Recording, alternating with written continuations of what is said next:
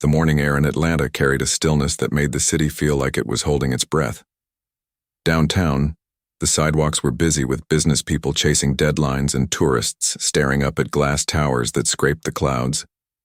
But none of them noticed a small boy, no taller than a lamppost, clutching a worn-out backpack and dragging his sneakers across the concrete. His name was Jeremiah Carter, and at only 6 years old he already knew more about struggle than many grown men.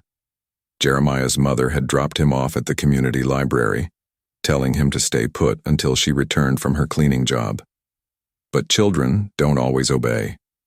Curiosity, hunger, and the strange pull of the city carried him across busy streets until he found himself in front of a luxury hotel.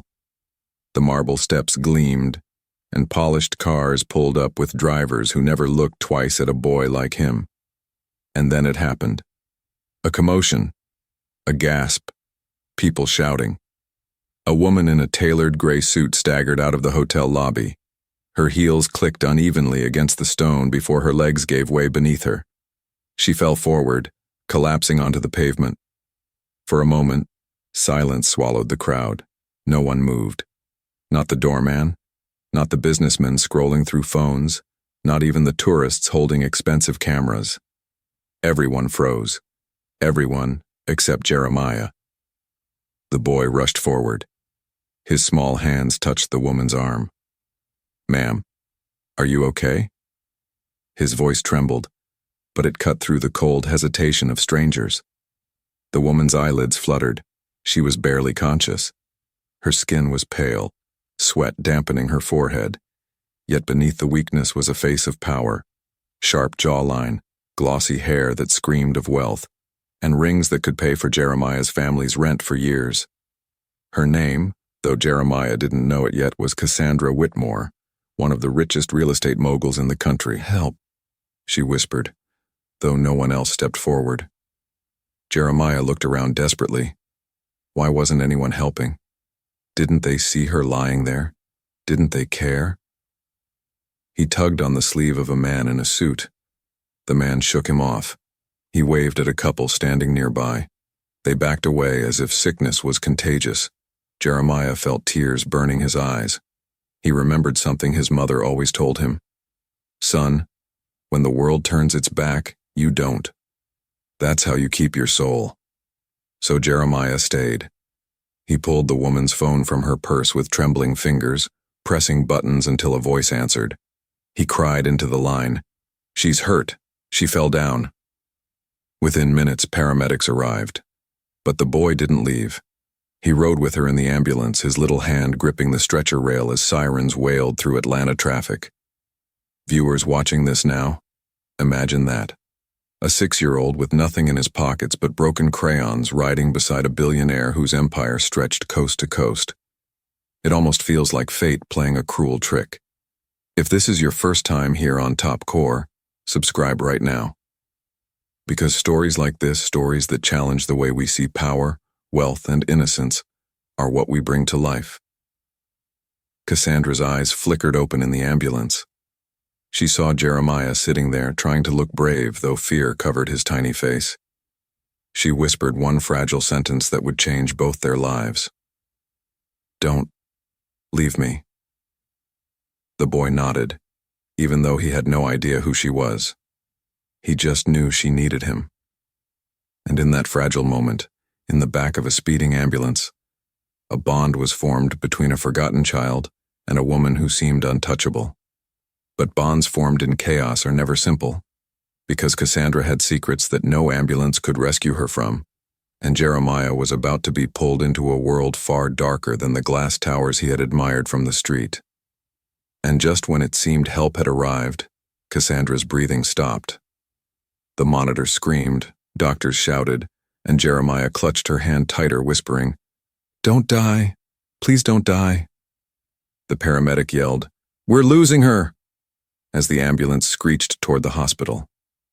Darkness closed in, and Jeremiah didn't know yet. The real storm was only beginning. The emergency room doors swung open, chaos spilling into fluorescent hallways. Nurses rushed Cassandra away, leaving Jeremiah alone in the waiting area. He sat on a plastic chair, his small feet unable to touch the ground, eyes wide at the storm of strangers shouting medical words he didn't understand. For a child used to being invisible, it was terrifying. Minutes dragged like hours. He wanted to run, to find his mother, to escape this strange place. But he had promised not to leave. And Jeremiah Carter, though just 6, treated promises like sacred vows. Finally, a doctor stepped out. "She's stable for now." Relief washed over the boy's face. But then came the strange part. The staff kept glancing at him, whispering. A billionaire had collapsed in public, and a child no one knew had been by her side. People wondered, who was this boy? Why was he here? A nurse knelt down. "Sweetheart, do you know her?" Jeremiah shook his head. "She needed help, so I helped." Simple words. But when the media arrived, reporters buzzing like hornets, cameras flashing, the story grew legs. Homeless boy saves billionaire. Headlines spread within hours. Jeremiah's face, shy and frightened, appeared on screens across the city. And that's when Cassandra Whitmore's world cracked open. Behind closed doors, her empire was already trembling. Lawsuits threatened her company, whispers of corruption circled boardrooms, and enemies circled like wolves. Her sudden collapse was not just medical, it was political dynamite. Investors panicked, rivals smiled, and now, photographs of her with a small black child flooded the news. Some called it heartwarming, others called it staged. Commentators debated, was the boy a pawn in a billionaire's image game? Or had fate really crossed 2 lives from different planets? Jeremiah didn't understand any of this, he just wanted his mom. But when she finally arrived, clutching his shoulders in panic, hospital security told her to wait. Cassandra, still weak, had requested the boy stay close. "The child saved me," she insisted. "He stays." Why would a billionaire demand that? What did she see in him? Days passed. Cassandra recovered slowly. She asked Jeremiah to visit her hospital room. The boy stepped inside, his backpack dangling, eyes darting at the machines. She smiled faintly. "You were the only one who helped me," she said. "Do you know how rare that is in my world?" Jeremiah shrugged. "My mom says helping people makes you strong." Her lips curved into something between a smile and sadness. Because strength, to Cassandra, had always meant money, control, domination. Yet this boy, with holes in his sneakers, had shown more strength than all the bodyguards and lawyers she paid fortunes for. She wanted to reward him. But this is where the story darkens. Because what Cassandra called a reward, others would soon call exploitation. Her assistants whispered of adopting him into her care, turning him into the face of her foundation. "It'll soften your image," one suggested. America loves a Cinderella story. But Jeremiah wasn't a prop. He was a child, with a mother who loved him, and a soul too pure to be paraded for cameras. And when Cassandra's rivals discovered her sudden attachment to this boy, they saw an opportunity. Threats began to arrive. Anonymous letters, photographs of Jeremiah walking home from school, a message scratched into Cassandra's car. "Keep the boy out of this." This was no longer just about charity. It was war. And one rainy evening, as Jeremiah sat coloring in Cassandra's hospital room, the lights flickered. The security alarm blared. Nurses screamed. The billionaire's enemies had decided to strike where it hurt the most. Later that night, while Darius played quietly near the fireplace, Victoria leaned closer to Angela. Her voice was low, careful. "My world isn't as beautiful as it looks. I have enemies, even inside my own family." Angela nodded, but stayed guarded. She'd lived long enough to know that rich folks didn't share secrets without reason. Darius, innocent and unaware of the weight in the room, tugged on Victoria's sleeve. "Do you have kids?" he asked. The question froze her. Victoria's lips parted, then closed again. Finally, she said softly, "I had a husband. He's gone now. And I never had children. Maybe that's why meeting you feels so different. Angela shifted uncomfortably. She didn't want her son tied too deeply to this woman's life, but she could see Victoria already cared for the boy. The days that followed changed everything. Victoria began inviting Darius back. She showed him her library, filled with leather-bound books and portraits of people who built empires. She let him play in her gardens, run across lawns so wide they seemed endless. For Darius, it was a world of wonder. For Angela, it was a world full of traps. But behind the wealth, Victoria's shadows grew louder. Whispers in her house carried warnings, staff speaking in hushed tones, phone calls that ended abruptly when Darius entered the room. And then one night, Darius overheard something that would haunt him. In the hallway, a man's voice on the phone said, "Charles won't stop until she breaks. The boy being around her? That's leverage." Darius froze. He didn't know who Charles was, but the way the voice spoke chilled him. He ran back to Victoria, heart pounding, but didn't say a word. Something inside told him that whatever he heard was dangerous.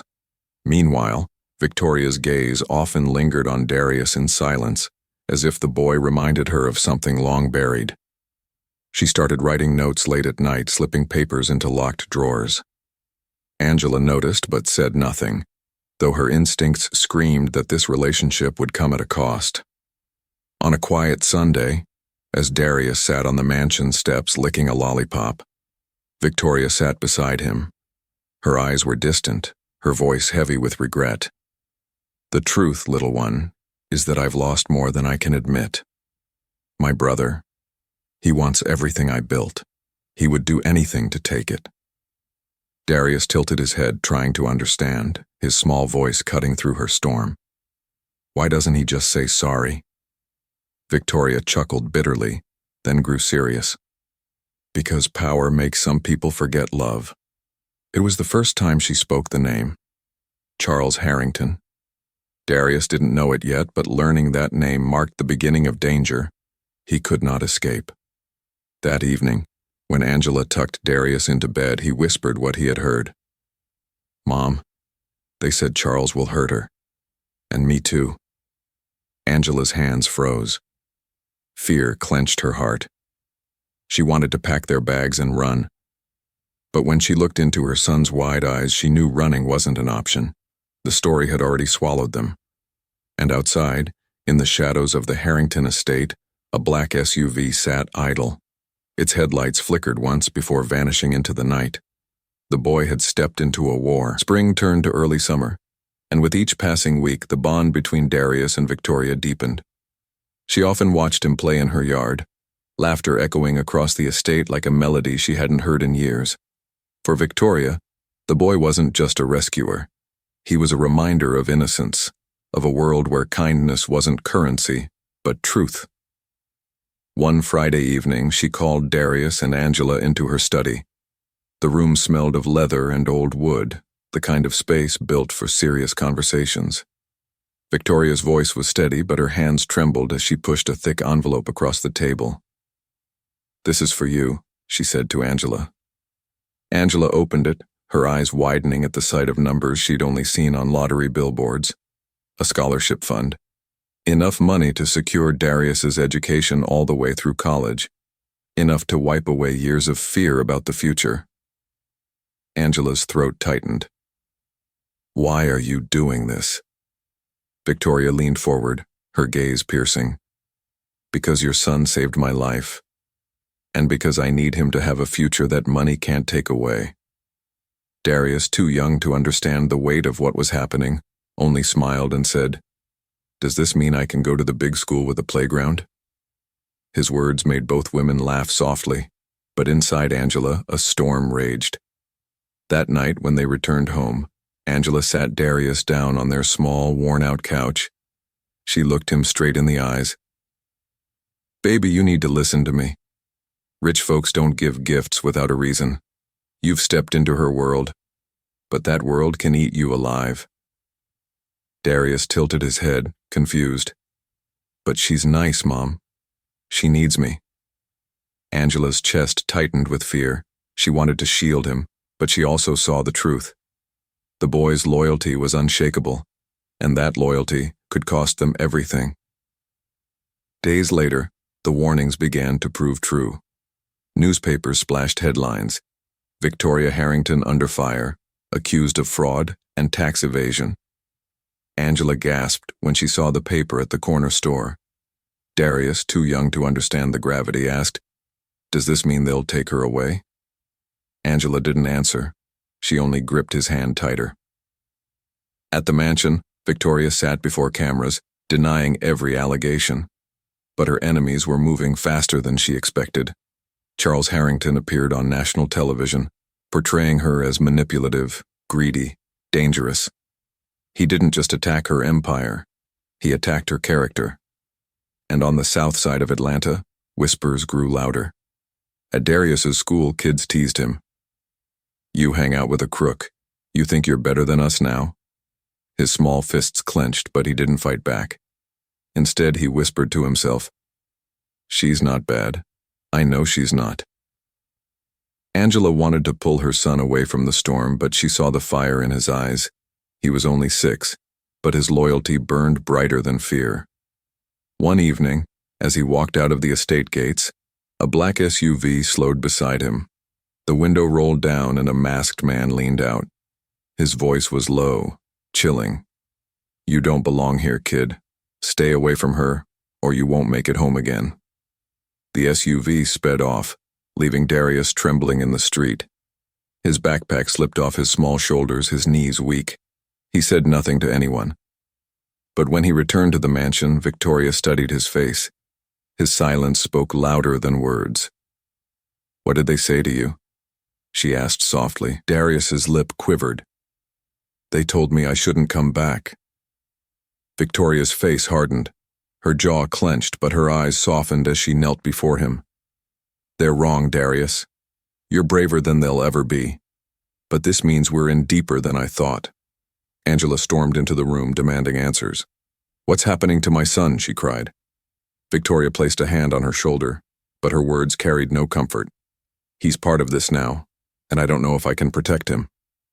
The room fell silent, heavy with fear. Darius's small hands gripped Victoria's tightly, refusing to let go. And outside the mansion gates, the black SUV waited once more.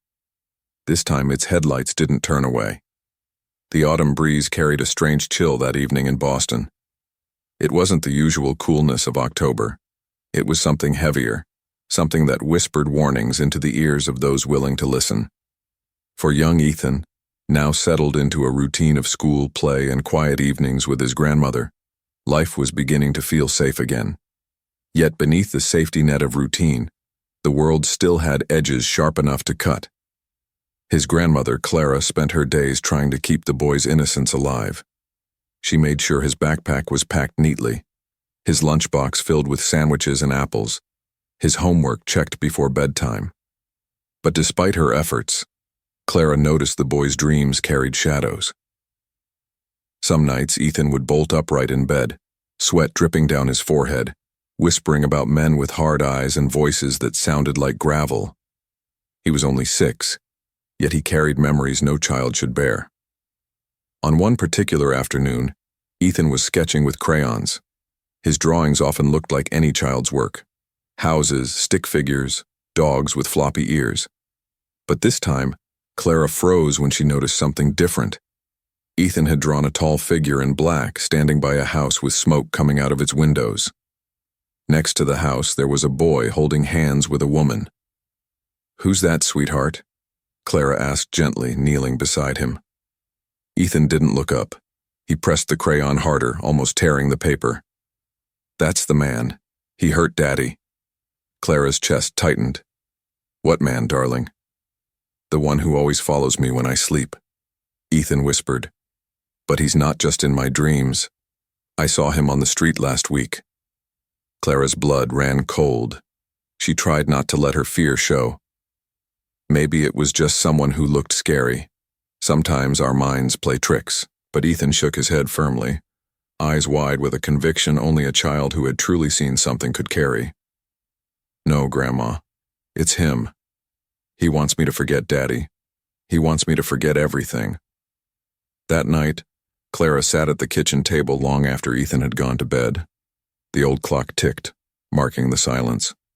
She pulled out the phone book and found the number of an old friend, Detective Marcus Hale, a man who once served with her late husband.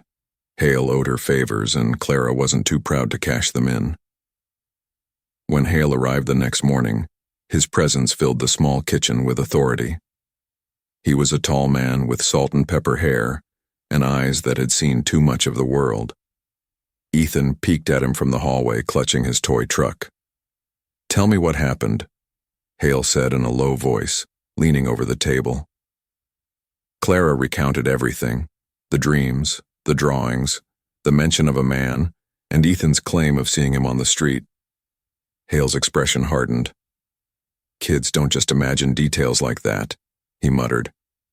"If he's drawing houses with smoke, it's because he's remembering something. Trauma doesn't lie, Clara." "Do you think someone's watching him?" Clara asked. Hale rubbed his chin. "It's possible. If Ethan's father crossed the wrong people before he died, they might see the boy as unfinished business." The thought struck Clara like lightning. "But he's only 6. "That doesn't matter to men like that," Hale replied gravely. From that day forward, Hale began watching over Ethan. He followed the boy to school, sat in his unmarked car on the corner, and made sure no suspicious eyes lingered too long. Ethan seemed to sense the protection, though he never fully relaxed. The shadows in his drawings grew darker, the stick figures more twisted. Weeks passed, and the city prepared for Thanksgiving. While families filled grocery stores with turkeys and pies, Clara couldn't shake the feeling that danger was inching closer. Then one evening, as she and Ethan returned from the market, Clara noticed a black sedan parked across the street. The same car appeared the next morning outside the school. Hale traced the plates, but they led nowhere. Fake registration, false addresses. It was a ghost car, meant to haunt without being caught. One night, Ethan came into Clara's room trembling. "He's getting closer, Grandma. He was outside the window. I saw him." Clara held him tightly, rocking him until he drifted off. But her own sleep never came. The shadows of the past weren't just haunting Ethan's dreams anymore. They were circling in the real world, waiting for the right moment to strike. And Clara knew, if she didn't find the truth soon, she might lose her grandson forever. The storm broke on a Friday evening. Rain lashed against the windows of the small apartment, thunder rumbling like a warning from the heavens. Clara had locked every door, checked every window, and kept Ethan close by her side. But storms never stopped what was destined to come. It began with the phone call. The landline rang sharply, its sound slicing through the roar of rain. Clara picked up, her hand trembling. "Clara," the voice said, low and raspy. "You should have taught the boy to forget." Clara's throat went dry. "Who is this?" But the line went dead. Moments later, the power flickered out, plunging the apartment into darkness. Ethan whimpered, clutching his grandmother's hand. "Grandma, he's here." Clara grabbed the flashlight and her late husband's revolver, a relic she hoped never to use. She guided Ethan into the closet, whispering, "Stay quiet, no matter what." The boy's wide eyes shone with tears, but he nodded bravely. A loud crash echoed from the living room, glass shattering, boots stepping inside. Clara steadied her breath. Whoever these men were, they had come prepared. She heard 2 voices murmuring as they moved through the apartment. "She's got the kid here somewhere," one said. "Check the rooms," the other replied. Clara pressed her back against the closet door, revolver shaking in her hand. When the footsteps grew close, she sprang out, flashlight beam cutting through the dark. "Stay back," she shouted, pointing the gun. The intruder froze, a tall man in a black coat, his face obscured by shadow. He raised his hands mockingly. "Easy now, Grandma. We just want the boy. Hand him over, and no one gets hurt." "You'll never touch him," Clara hissed, finger tightening on the trigger. The man smirked. "Do you think you can stop us?" He's a reminder of someone who should have stayed buried. His father owed debts. Debts that don't vanish with death. Before Clara could respond, another figure lunged from the side, knocking the revolver from her hand. The gun clattered to the floor. Clara fought back with every ounce of strength, clawing and striking. But the men were stronger. Suddenly, a deafening gunshot split the air. One of the men staggered back, clutching his arm. Detective Hale stood in the doorway, his pistol smoking. "Step away from her," Hale commanded. The second man cursed and lunged for Hale, but the detective fired again, the shot hitting the wall inches from the intruder's head. The men bolted through the broken window, disappearing into the stormy night. Clara collapsed to the floor, shaking. Hale rushed to her side. "Are you all right?" She nodded weakly, then scrambled to the closet. Ethan was still there, curled up, his little body trembling. She pulled him into her arms, whispering promises she wasn't sure she could keep. Hale picked up the revolver. "This isn't over. They'll come again, and next time they'll bring more." Clara looked at Ethan, his small face buried in her shoulder. "What do they want from him?" she whispered. "They don't just want him," Hale said grimly. "They want what he remembers, something his father left behind. And until we figure out what that is, the boy will never be safe." The storm raged on outside, but inside the small apartment, a war had already begun. The morning after the storm, silence lay over the apartment like a heavy blanket. The shattered window had been boarded up by a neighbor, but the scent of rain and gunpowder still clung to the air. Clara hadn't slept. Every creak in the floorboards made her heart jump. Every whisper of the wind felt like danger pressing its ear against the walls.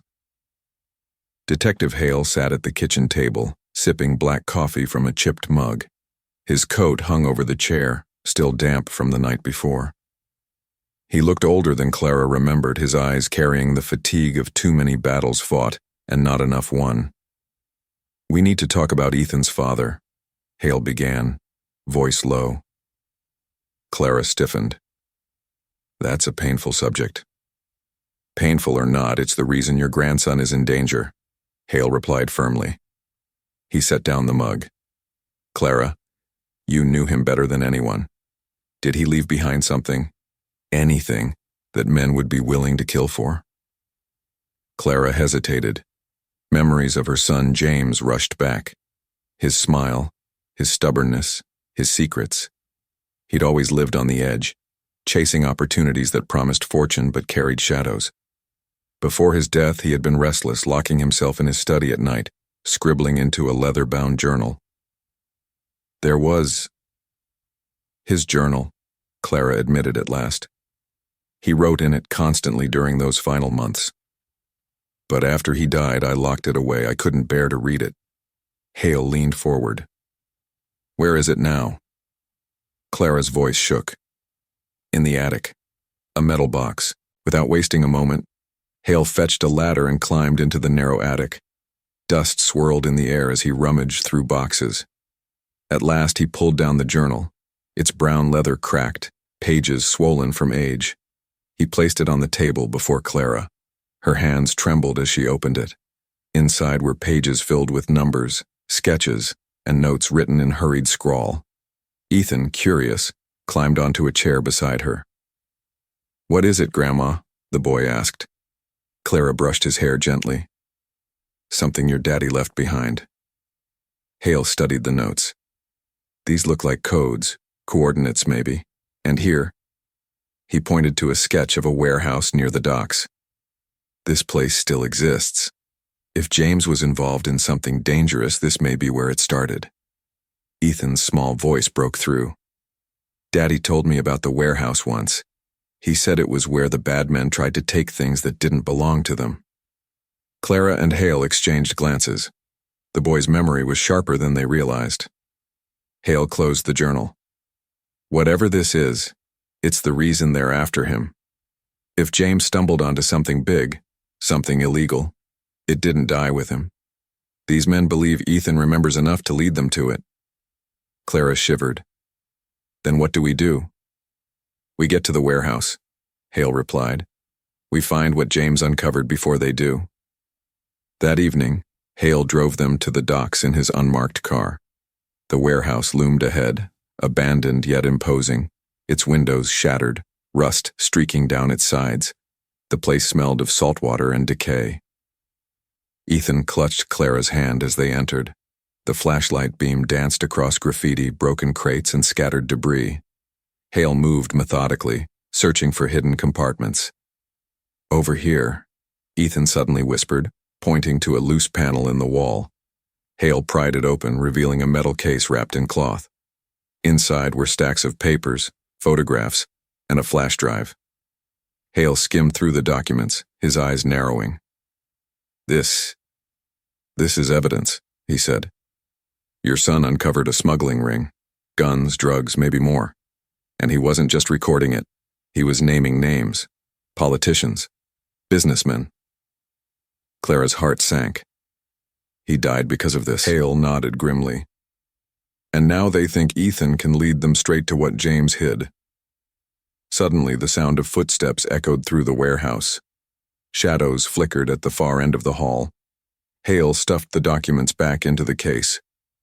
"Run!" he barked. Clara grabbed Ethan, and together they fled through the side door as gunfire erupted behind them.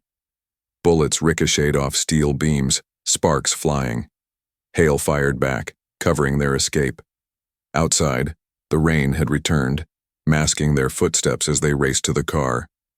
Clara shoved Ethan inside, slamming the door shut. Hale slid behind the wheel, blood on his sleeve, breath ragged. "They know we have it now," he growled, flooring the accelerator. "And they won't stop until the boy is either silenced or used as bait." The night swallowed them, the headlights cutting through sheets of rain. And in Clara's lap, Ethan clutched the journal tightly, as though it were the last piece of his father he would ever hold. The next days blurred into constant fear. Boston, with its bustling streets and historic charm, no longer felt safe. Every stranger seemed suspicious, every corner a potential trap. Clara, Hale, and Ethan moved from place to place, never staying long enough to be noticed. Hale arranged safe houses, reaching out to old contacts in law enforcement. But even within those walls, Clara sensed eyes watching. The black sedan returned more than once, parked across from their hideouts, never approaching but always waiting. Ethan tried to be brave, but the pressure weighed on him. At night, he whispered, "Grandma, why do they want Daddy's book so bad?" Clara held him close. "Because your daddy knew things he wasn't supposed to. But you're safe with me, sweetheart. I promise." Promises, however, felt fragile. Hale had reviewed the documents from the warehouse, and what he found chilled him to the bone. James had uncovered a network stretching across the country, linking powerful men to crimes that could topple careers and shatter reputations. The journal was a map of corruption, and Ethan, through memories and scattered conversations with his father, might hold the missing key. One morning, Hale received a call from a trusted informant. His voice was hurried, urgent. "They've put a price on the boy. Not just any bounty, millions. Word is spreading fast. Mercenaries, gangs, even desperate men will come looking." Hale's jaw tightened. "Then we move faster. We need allies." He drove them across the city to meet an old partner, Officer Linda Reyes, who ran a private security outfit after leaving the force. She greeted them in a warehouse converted into a command center, walls lined with monitors, radios crackling with chatter. "You've stirred a hornet's nest, Marcus," Reyes said, glancing at Ethan. "And this is the child at the center of it all." "He's more than a child," Clara defended sharply. "He's my grandson, and he's innocent." Reyes softened. "I don't doubt it, but you need to understand. The city's under watch. These people have eyes everywhere. Cameras, informants, even men in uniforms you once trusted. Nowhere is safe." Hale laid the journal on the table. "This is what they want. James risked everything to expose them. If we can crack these codes, we'll know exactly who's behind this." Reyes studied the pages. "This isn't just smuggling. This is international. Arms deals, offshore accounts, cover-ups. If this leaks, it could tear apart governments." Ethan, sitting quietly, whispered, "Daddy said some men wear masks even when they smile." Clara's chest ached at his words. He was too young to see the world like this. Reyes tapped the journal. "We'll need analysts, cryptographers, but the more people we involve, the greater the risk." Before Hale could answer, the monitors flickered. A live feed from a traffic camera showed the same black sedan parked 2 blocks away. "They've tracked you here," Reyes said sharply. "You need to move. Now." Gunfire erupted outside. Bullets rattled against the warehouse doors. Reyes's team sprang into action, returning fire, shouting commands. Clara shielded Ethan, pressing him to the ground as chaos exploded around them. Hale grabbed the journal and pulled them toward a hidden exit. "Stay low," he barked. They burst into the alley, rain pounding down, sirens wailing in the distance. A van screeched to a halt, doors sliding open. Hale shoved Clara and Ethan inside, climbing in after them. The driver sped off, weaving through traffic. Behind them, headlights gave chase. Ethan clung to his grandmother, eyes wide with terror. "Where are we going?" Clara shouted over the roar. "To the only place they won't expect," Hale replied. "The countryside. We take the boy out of the city until we know how to fight back." Clara glanced at Ethan, his small body trembling in her arms. She stroked his hair, whispering comfort. She barely believed herself. The city lights faded behind them, replaced by the dark stretch of highway. But even as the skyline disappeared, Clara knew the war had only begun. The men hunting them wouldn't stop.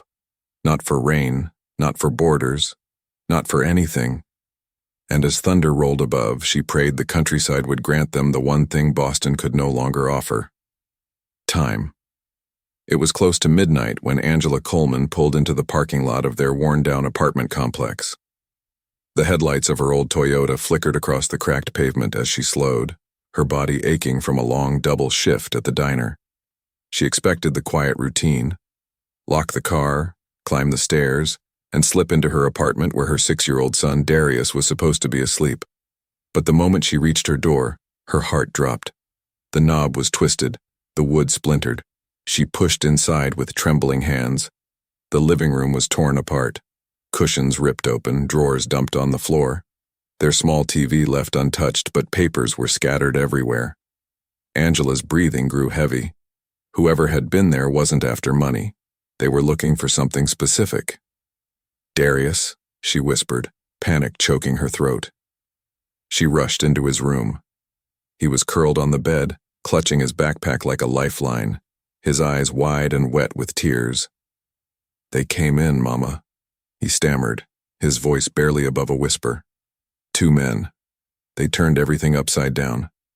I didn't move. I held the bag real tight." Angela froze. "Why the bag, baby?" He slowly unzipped it and revealed a small flash drive at the bottom, wrapped in a handkerchief.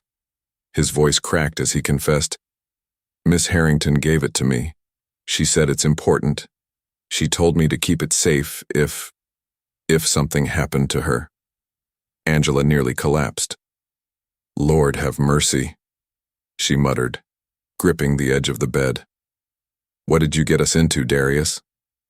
The boy's lips trembled. "I didn't mean to, Mama. She looked so scared. She trusted me." Angela pulled him close, her eyes darting to the window as though the men might return at any second. The glass pane was cracked, proof they had forced their way in. They hadn't found the flash drive. That meant they would come again. Angela made a decision in that moment. She couldn't stay quiet. She needed to confront Victoria Harrington herself. The next morning, Angela stormed through the gates of the Harrington estate with Darius by her side. The security guard hesitated, but eventually let them in, knowing the boy's face all too well. Victoria greeted them at the door, looking frailer than Angela remembered. Stress had carved new lines into her once perfect face. Angela didn't wait for niceties. "Why is my house broken into?" Angela snapped. "Why is my little boy hiding with some flash drive like his life depends on it?" Victoria's eyes softened with guilt. She motioned them inside and closed the door quietly. "It's because of what's on that drive," Victoria admitted. "Proof that my brother Charles has been stealing from the company for years. Proof he was tied to my husband's death." Angela gasped. "Your husband's death wasn't an accident?" Victoria shook her head. "No," he was silenced. "And now Charles knows I've kept evidence. That's why they came after you. They think Darius has it, and they're right." Angela's stomach turned. Her instincts screamed to grab her son and run far away from this woman's mess. But when she looked at Darius, his small hand clutching the drive like it was his only shield, she knew it was too late. He was already in it. Victoria placed a hand on Darius's shoulder. "You were brave, sweetheart. You protected something very important." Angela pulled her son back, her voice firm. "Don't put that on him. He's just a child. He doesn't belong in your battles." But deep down, Angela feared the battles had already found them. That night, Angela couldn't sleep. Every creak in the hallway, every car that slowed outside the complex, made her heart pound. She sat by the door with a kitchen knife, praying it would be enough if the men came again.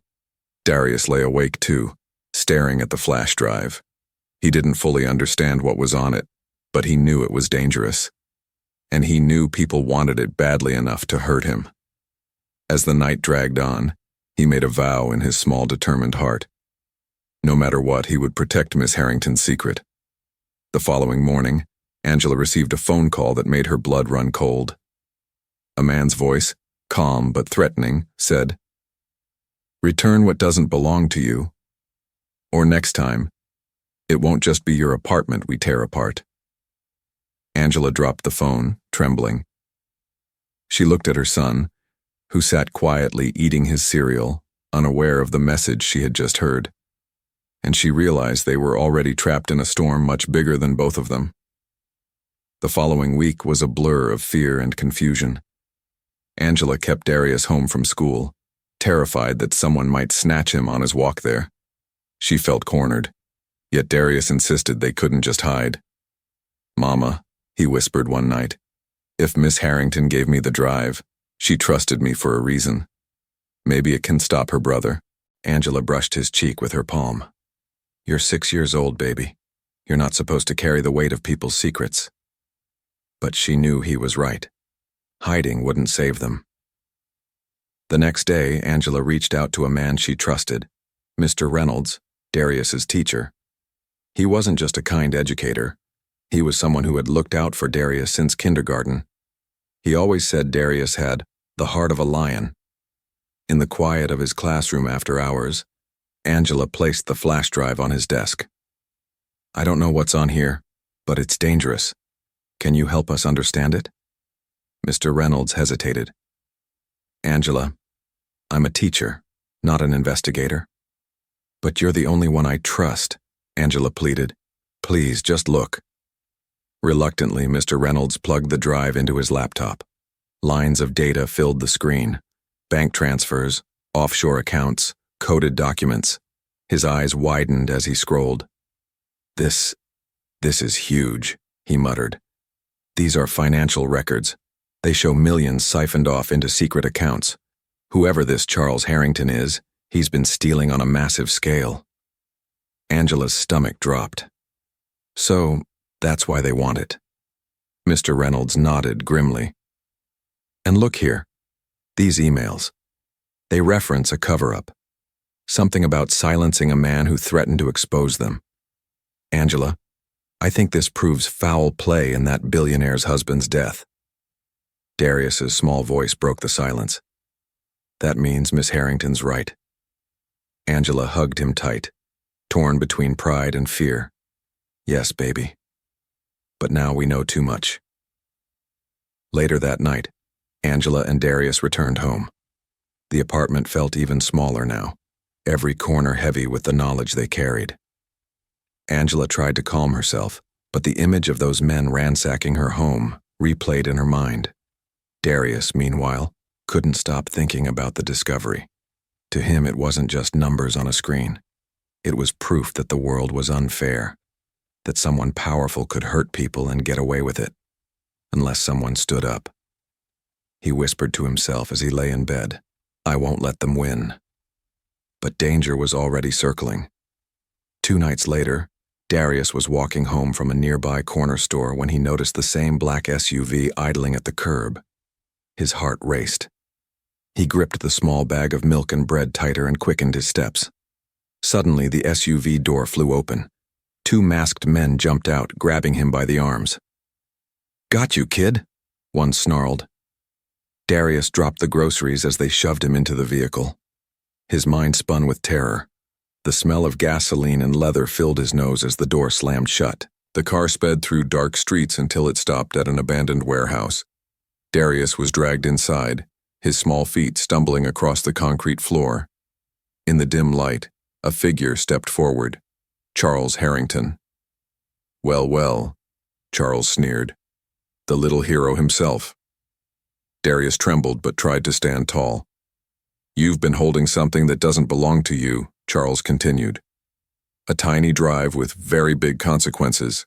Hand it over, and maybe you'll make it back home." Darius shook his head. "I don't have it." Charles's smile vanished.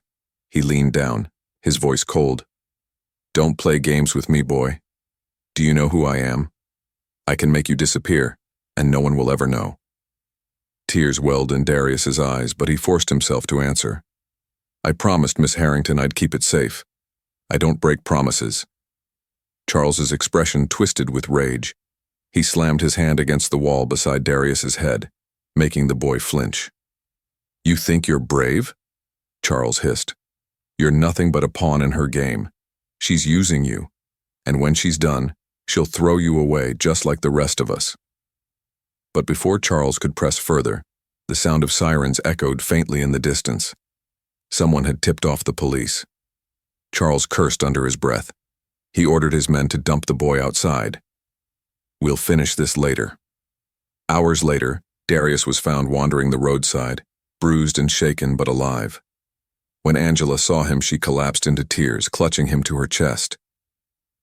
My baby," Darius whispered hoarsely. "Mama, he's dangerous, but I'm not giving up." Angela realized with horror and awe that her 6-year-old son had more courage than most grown men. But courage alone wouldn't be enough to survive what was coming. The city's skyline stretched far and wide as evening lights began to glow, but inside the billionaire's estate, the world felt colder than ever. Marissa sat at the head of the long dining table, untouched food in front of her. The echoes of silverware clinking down the hall didn't belong to her. Only the sound of voices whispering in rooms she no longer trusted. The boy, little Jeremiah, had been tucked into bed just an hour ago, his soft prayers echoing through the nursery before he drifted off. But Marissa's mind wasn't at rest. The empire she built with blood and sweat was now cracking beneath her feet. And the most dangerous threat wasn't some stranger in the dark, it was sitting right at her table, looking her in the eye. Her trusted business partner, Gregory Holt, wore a smile too perfect, too polished. He was a man who could charm a courtroom and bury secrets with the stroke of a pen. For years, she believed in him. For years, she thought he carried the company's future like she did, with loyalty and vision. But now, the cracks were showing. A leaked document had appeared online earlier that morning, confidential contracts tied to Marissa's private investments. The kind of information that could destroy reputations overnight. It wasn't just a business issue, it was sabotage. Someone inside her circle had fed wolves the scent of blood, and the media was hungry. She stared at Gregory, searching for any sign, any twitch that betrayed him. "Strange timing, isn't it?" she said softly, almost casually, though her heart hammered. Gregory leaned back, sipping his wine. "Timing of what?" Her eyes narrowed. "The leak. Everything lined up so perfectly against me. But conveniently clearing you." He laughed, smooth and dismissive. "You think I'd torch the company I helped build? You give me too much credit." But she didn't believe his words. And what made it worse, neither did her gut. Out in the hallway, a shadow moved. It was Elijah, Gregory's assistant, a man who had been loyal to him for years. He paused outside the door, ear tilted toward their conversation. He didn't know Marissa saw his reflection in the glass cabinet across the room. She kept her face neutral, but her suspicion hardened. "Funny thing about loyalty," she said, her voice dipping lower. "It always looks real until the knife is already in your back." Gregory smirked. "Careful, Marissa. Paranoia destroys leaders faster than enemies ever could." But Marissa wasn't paranoid. She was aware. Too aware. Later that night, unable to rest, she slipped into Jeremiah's room. The boy was fast asleep, one tiny hand clutching the stuffed bear she'd given him. His chest rose and fell in rhythm, innocence wrapping him in peace she longed to feel again. She bent down, brushing a kiss on his forehead. But when she turned to leave, her phone buzzed in her pocket. A message. Anonymous. Just 2 words that froze her blood. "He knows." She stared at the screen, unable to breathe, her heart thundering in her chest. Who sent it? Who was watching her? And who exactly did Gregory know about? The house no longer felt like a sanctuary. It felt like a trap. The following morning, the estate was restless.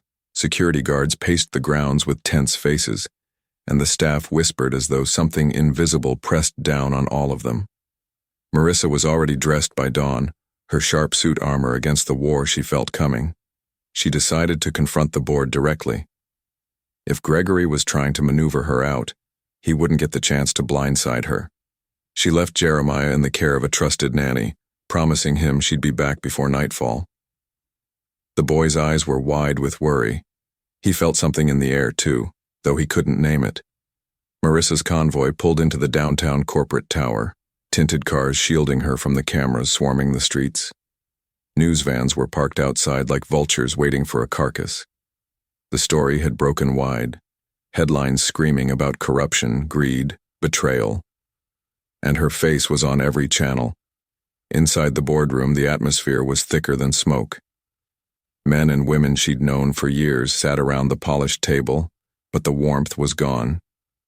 Now, they looked at her like a problem to solve, not a leader to follow. Gregory was already there, seated at the far end with Elijah at his shoulder. He rose when she entered, arms wide like a preacher before his flock. "Marissa," he said loudly, "thank you for joining us. We were beginning to wonder if you'd bother showing at all." She didn't flinch. "Cut the theatrics, Gregory. We both know you set this stage." A ripple of murmurs spread through the room. Some board members shifted uncomfortably. Others avoided her eyes. Gregory laughed, but his tone was sharp. "I've done nothing but protect this company. You, on the other hand, have been bleeding it dry. Secret accounts, shadow deals, it's all out there now. Care to explain?" He slid a folder across the table. Pages spilled out. Contracts stamped with her signature, evidence of offshore transfers, damning figures. Except Marissa knew half of it was forged.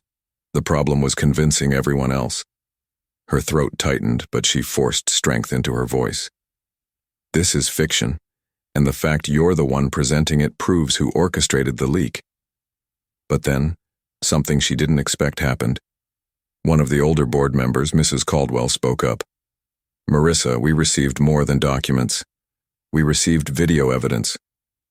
Marissa's chest turned to stone. Gregory pressed a button, and the screens around the room flickered. Grainy footage appeared, someone in Marissa's private office signing papers, sealing envelopes of cash. The angle was poor, the face half-shadowed, but to the untrained eye, it looked like her. Gasps filled the room. Her stomach dropped. Deep fakes. It had to be. But in a room filled with fear and ambition, nobody cared about truth. They cared about survival.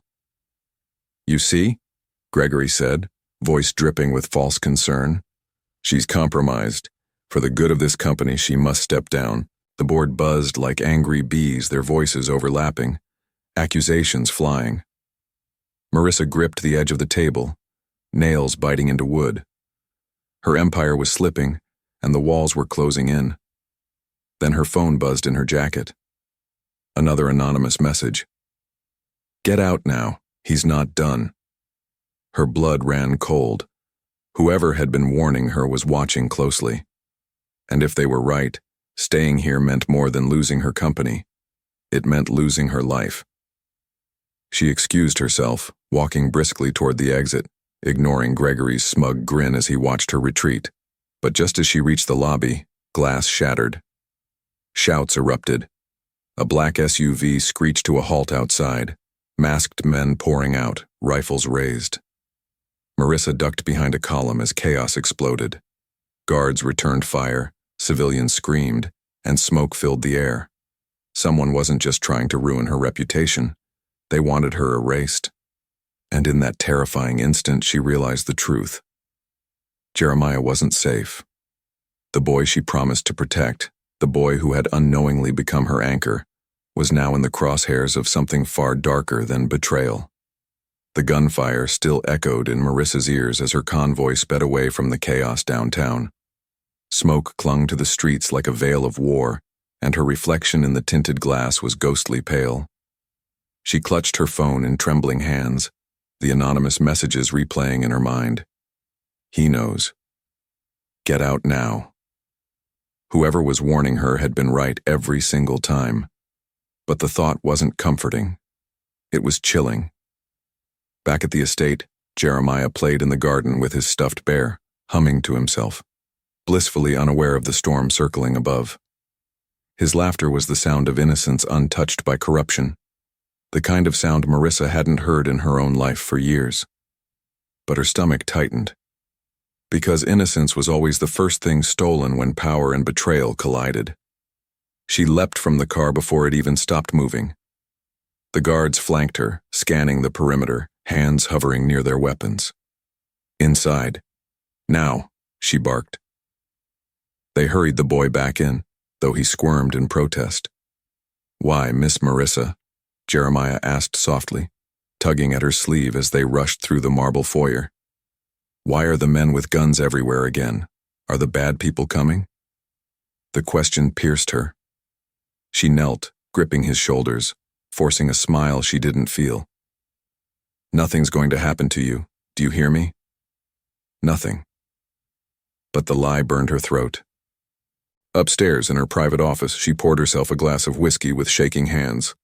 Her security chief, Daniels, spread blueprints across the desk, maps of escape routes, safe houses, hidden panic rooms she rarely used.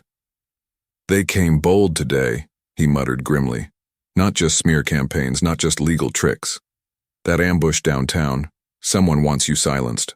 For good." "And the boy?" she asked sharply, her voice cracking on the last word. Daniels hesitated. "If they know how much he means to you, then yes. He's leverage." The thought made her skin crawl. Jeremiah had stumbled into her life by accident, saving her when she collapsed on that street corner months ago. But now, his very existence tied him to her war. He wasn't just a child anymore. He was her weakness. That night, when the house quieted, Marissa couldn't sleep. She sat in Jeremiah's room, watching his tiny chest rise and fall in peaceful rhythm. For the first time in years, she prayed, not for herself, but for him. Then at 2 a.m., the phone rang. She snatched it up before it woke him. The line crackled with static, then a voice, deep, distorted, unrecognizable. "Keep the boy close, he's the key to everything." Marissa's blood turned to ice. "Who is this?" But the line went dead. She stood frozen in the dark, clutching the phone like a weapon. Whoever this shadow was, they knew too much. And the words weren't just a warning, they were a threat. She looked down at Jeremiah, curled around his bear, unaware of the danger breathing down his neck. Her world had been business, money, power, but now, it was survival. And survival meant she had to find out what secret this little boy carried, even if he didn't know it himself. The silence was deafening, broken only by Jeremiah murmuring in his sleep. And Marissa realized with bone-deep certainty, This child was no longer just under her care. He was the battlefield itself. By dawn, the estate was on lockdown. Extra guards patrolled the gates, drones scanned the perimeter, and every entry point was reinforced. But no amount of muscle eased the weight pressing down on Marissa's chest. She needed answers. The cryptic call haunted her. He's the key to everything. What could a 6-year-old boy possibly know that could topple billion-dollar empires and draw killers to her doorstep? In the breakfast room, Jeremiah sat cross-legged on the chair, face buried in his cereal bowl. He looked up at her with sleepy eyes, milk dripping from his chin. "Why are you staring at me?" he giggled. Marissa forced a smile. "Just thinking about how brave you are." The boy tilted his head. "Brave like when I helped you when you fell down?" Her heart twisted. That day had changed her life forever, but maybe she hadn't realized just how much. Later, she called Daniels into her office. "Dig deeper into his past," she ordered. "Every hospital record, every foster file, every unexplained detail. I want to know who his parents were, why he was even on that street when he found me. Everything." Daniels frowned. "We already pulled basic records when you took him in, but..." He hesitated. "But what?" "Some of the files were redacted, sealed, almost like someone didn't want them touched." Her pulse quickened. "Get me what's missing, I don't care how." Hours later, Daniels returned with a thin folder, edges scorched as though someone had tried to erase it. Inside were fragments, medical notes, state documents, scraps of reports. But one phrase leapt out like a blade. "Experimental program, subject 12. Marissa's mouth went dry. She flipped through the papers, her eyes catching on more words. Genetic trials, cognitive acceleration, confidential. Her hands trembled. Jeremiah wasn't just a boy abandoned by fate. He was part of something much bigger, something darker. That evening, as Jeremiah built towers with his blocks, Marissa sat across from him, her mind reeling. Could he really be at the center of the storm unraveling her empire? Could Gregory and whoever else was behind him know about this? Jeremiah looked up at her, smiling. "Look, it's a castle. You can live in it, and I'll protect you." The innocence of the gesture nearly broke her, but it also hardened her resolve. "Jeremiah," she whispered, voice soft but heavy with urgency. "Do you remember anything strange? About where you came from? Or the people who took care of you before me?" The boy blinked, confused. He shook his head slowly. "I don't remember much, only sometimes I dream about bright lights and people in white coats. They make me do puzzles, lots of puzzles, and then I wake up crying." Marissa's stomach lurched. The puzzle pieces were falling into place, pieces she never wanted to see. She reached out, pulling him into her arms, tears burning in her eyes. "You're safe now. I promise you. I'll never let them take you back." But outside the estate gates, a black car sat idling. Inside, Gregory's assistant Elijah watched through binoculars, speaking into a phone. "Yes," he whispered. "They know. The boy is starting to remember." And with those words, the countdown to war had begun. Night cloaked the estate in heavy silence, but Marissa felt no peace. Her mind replayed Jeremiah's haunting words about the dreams, the lights, the puzzles. The documents confirmed what she feared. He wasn't an ordinary boy. He was evidence, proof of experiments powerful enough to topple governments if the truth surfaced. And if Gregory knew, then the wolves weren't coming for her fortune. They were coming for Jeremiah.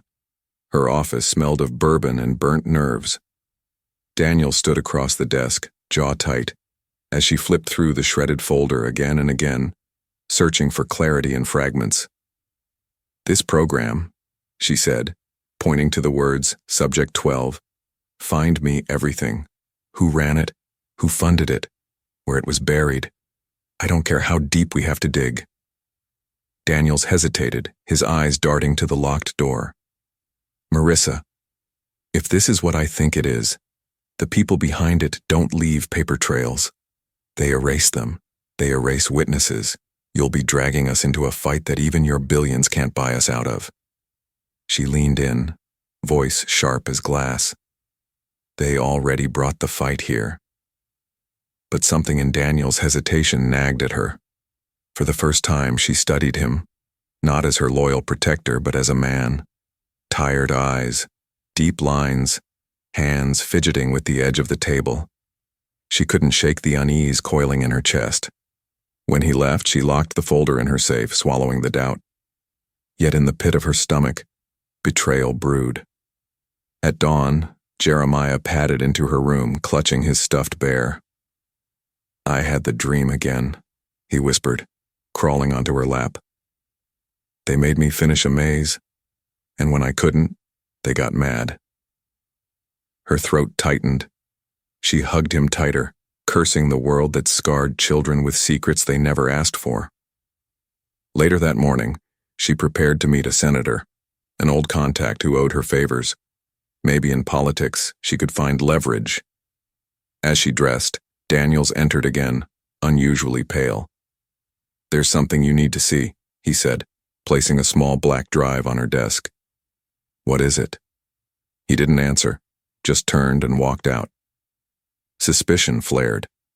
She plugged the drive into her computer. A video file loaded. She pressed play. Her heart nearly stopped. On the screen, grainy footage of her own estate appeared. Not from cameras she knew, but hidden angles. The clips showed her private meetings, her with Jeremiah, even the moment she opened the redacted folder. Every move, every whisper, monitored. And at the end of the footage, Daniels himself handing the drive to Gregory. Her breath caught like ice. The Judas was inside her walls all along. She slammed the laptop shut, rage and betrayal burning through her veins. But before she could call for guards, her phone buzzed with a text. No name, just words that gutted her. Check the boy's room. Now. Heart pounding, she sprinted upstairs, flung open Jeremiah's door. The bed was empty. The stuffed bear lay on the floor, button-eye torn, and the curtains flapped in the open window. Her scream cracked through the house like thunder. The estate erupted into chaos. Guards scrambled through hallways, radios crackled with frantic commands, and floodlights swept across the grounds. But Marissa couldn't hear any of it over the roar of her own pulse. Jeremiah was gone.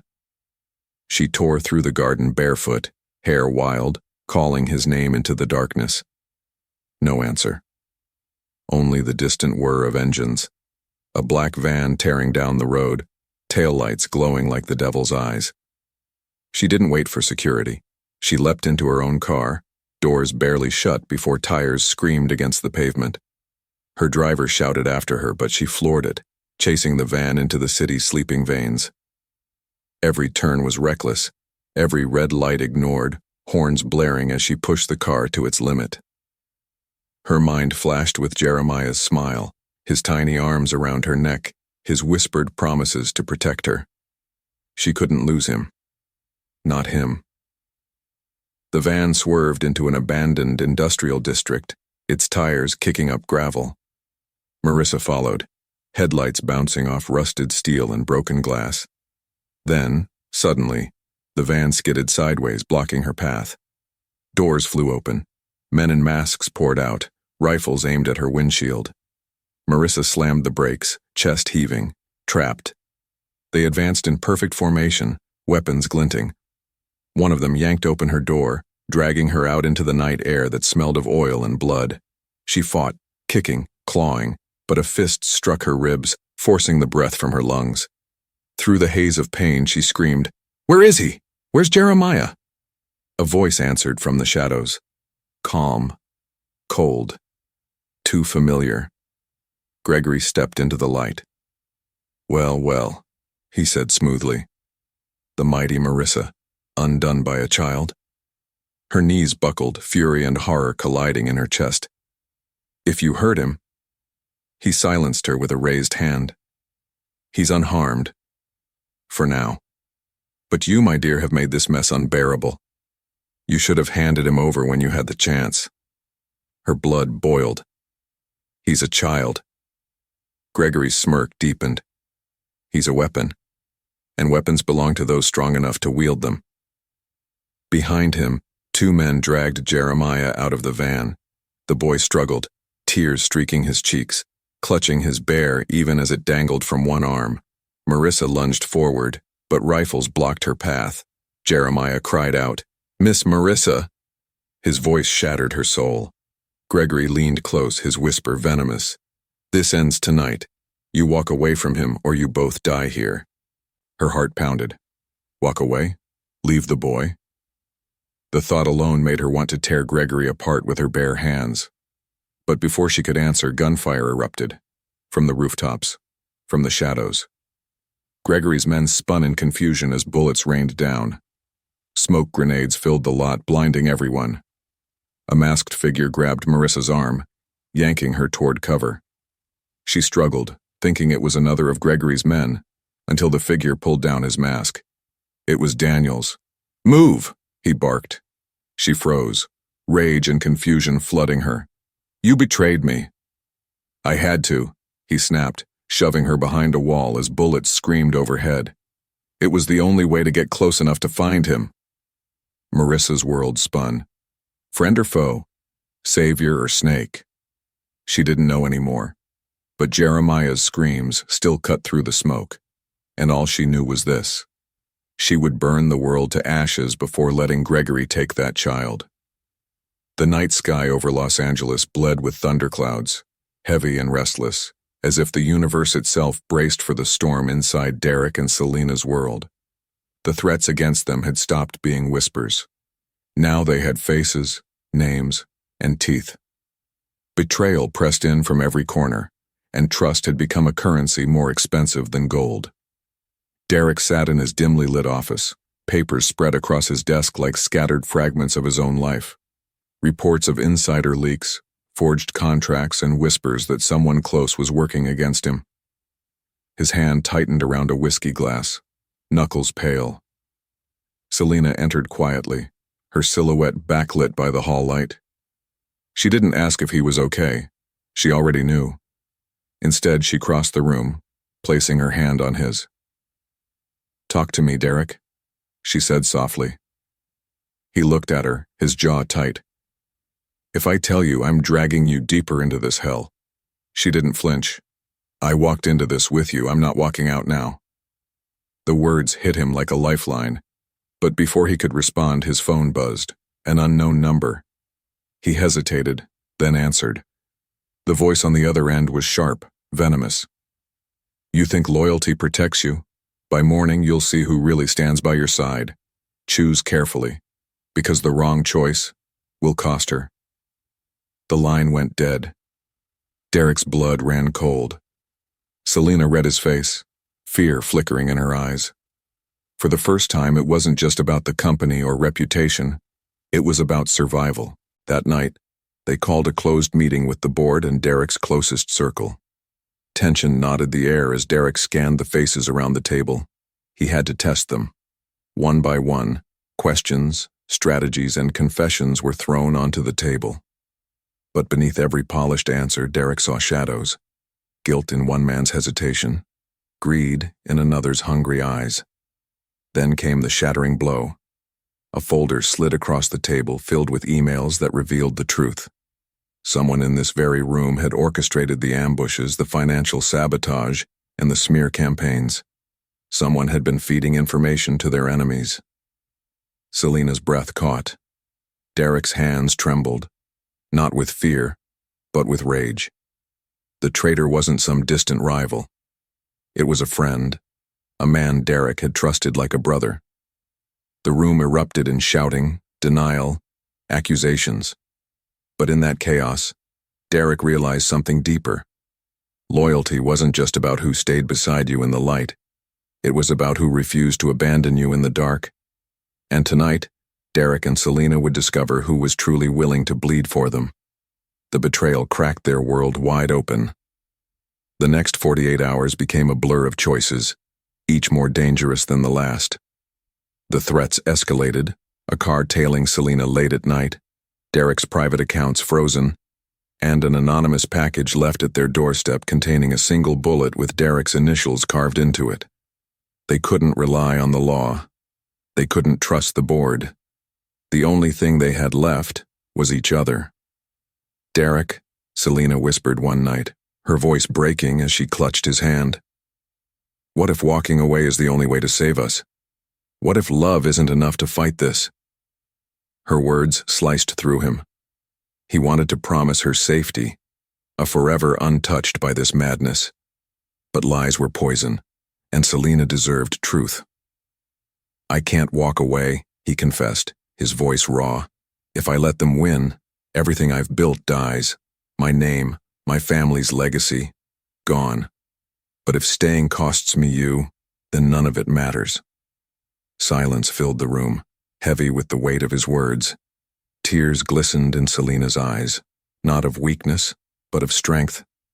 She had a decision too, to stay and risk everything, or to leave and live free. By dawn, they made their choice together. They would fight, not as lovers caught in chaos, but as a united front. That day, Derek confronted the traitor face to face. No boardroom table, no lawyers, just raw, unfiltered truth. The confrontation was brutal. Words turned into shouts, shouts into threats.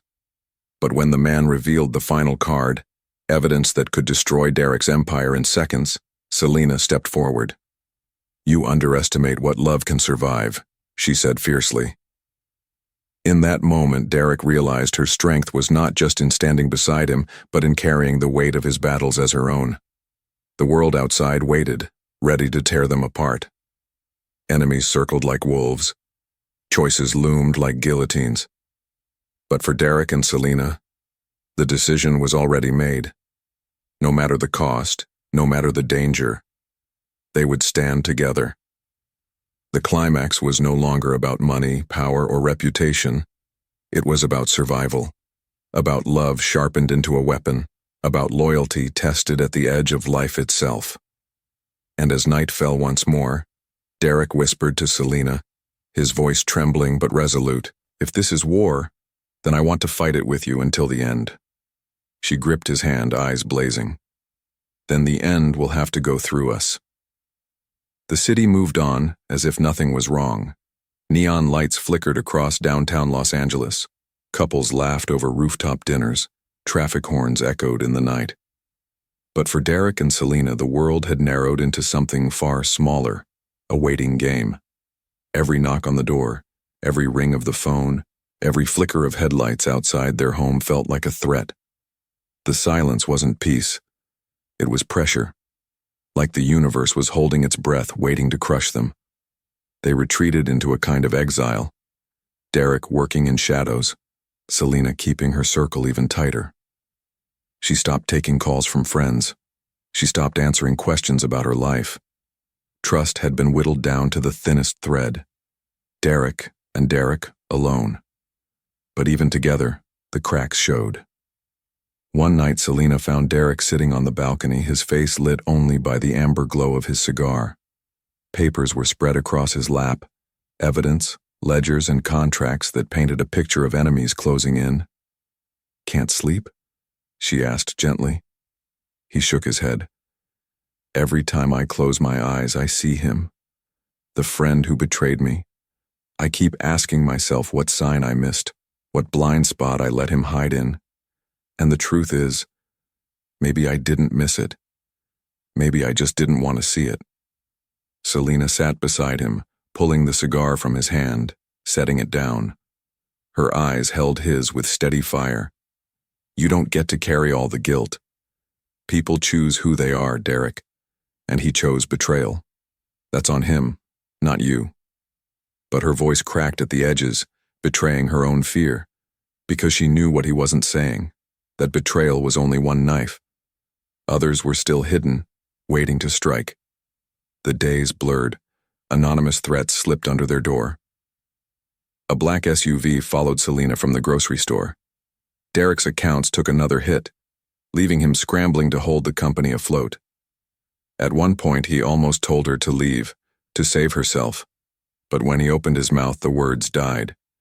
He couldn't imagine breathing without her. And still, the night pressed in. On the eve of the final showdown, Selena stood at the window of their bedroom, staring out at the skyline. Derek came up behind her, wrapping his arms around her waist. "You scared?" he whispered. Her answer came in a whisper, too soft for anyone but him. "Terrified." They stood like that for a long time, two people holding on to each other, knowing tomorrow could take it all away. And somewhere, in the shadows of the city, their enemies waited, waiting for dawn, waiting for the end. The night didn't just arrive, it thundered. A storm swirled above Los Angeles, lightning splitting the sky like jagged scars, as though the heavens themselves demanded a reckoning. Derek stood in the high-rise boardroom of his own company, stripped of comfort, stripped of safety, staring down the men who had once been his allies. At the head of the long glass table sat Marcus Hale, the friend-turned-traitor. His smile was cold, the kind that cut deeper than a knife.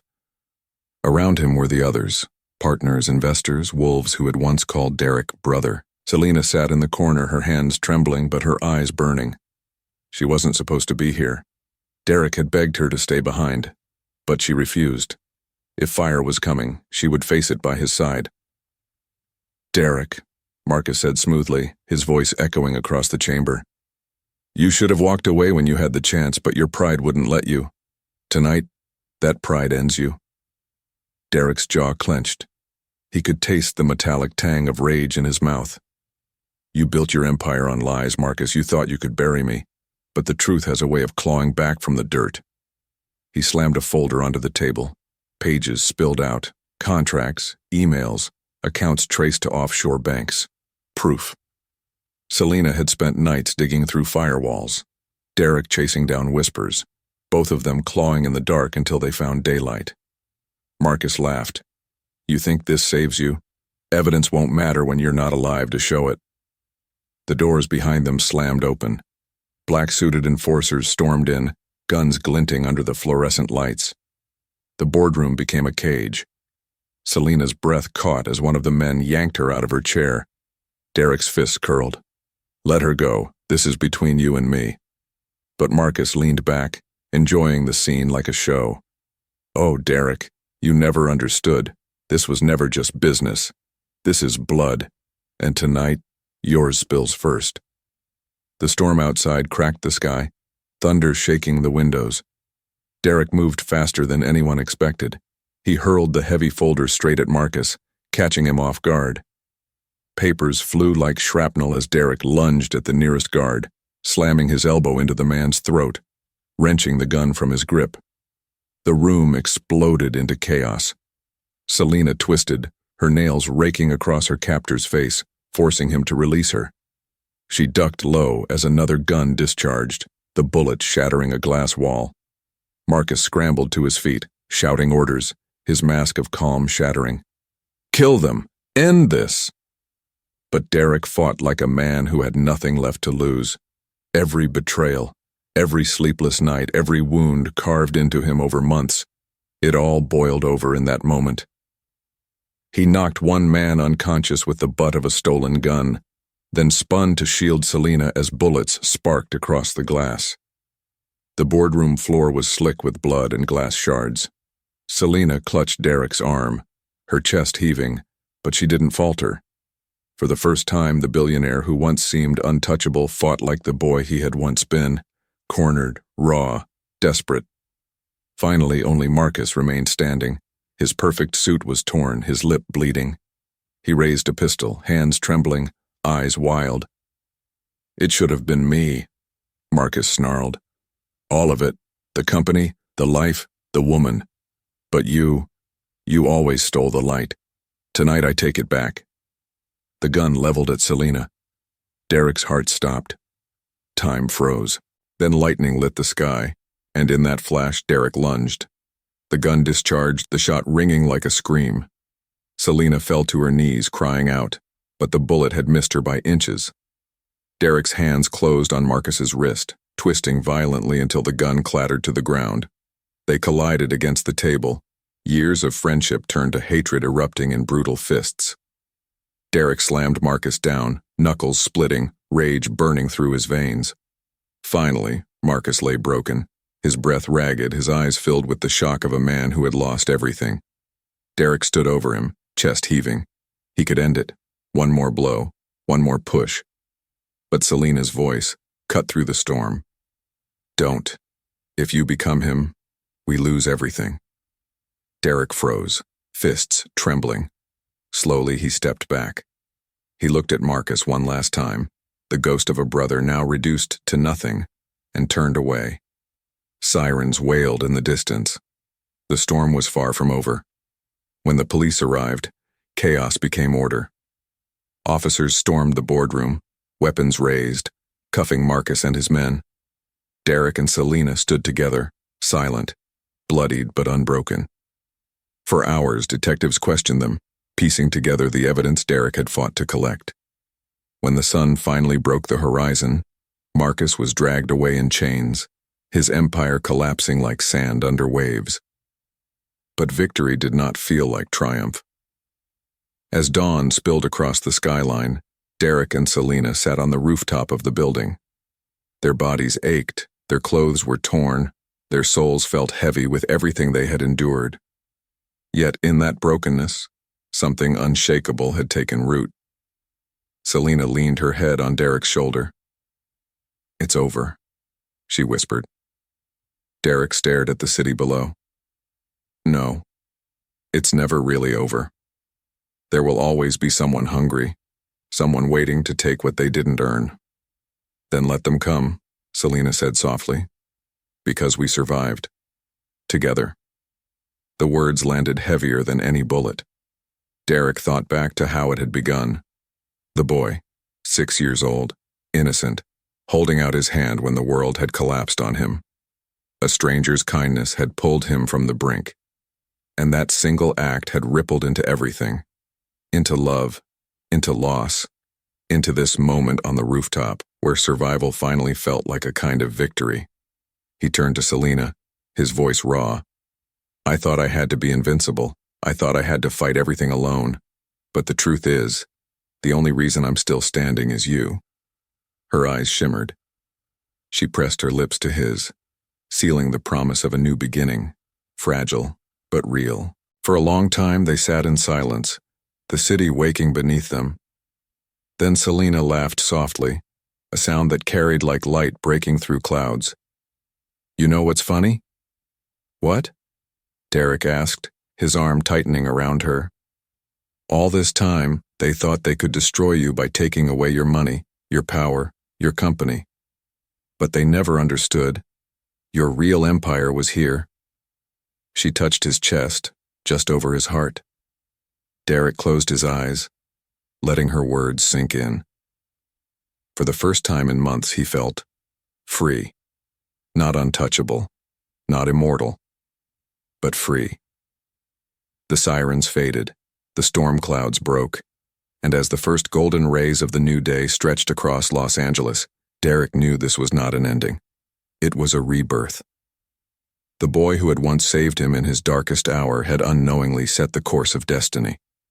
From collapse to betrayal, from ruin to love, every twist had brought him here, not to the top of an empire, but to the truth of himself.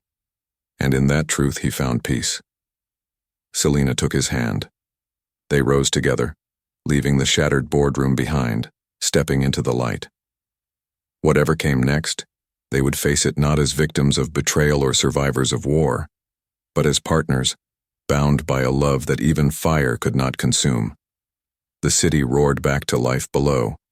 Derek and Selena walked forward, hand in hand, not broken, not defeated, but unshakable. If this story gripped your heart and kept you on the edge, don't let it be the last time.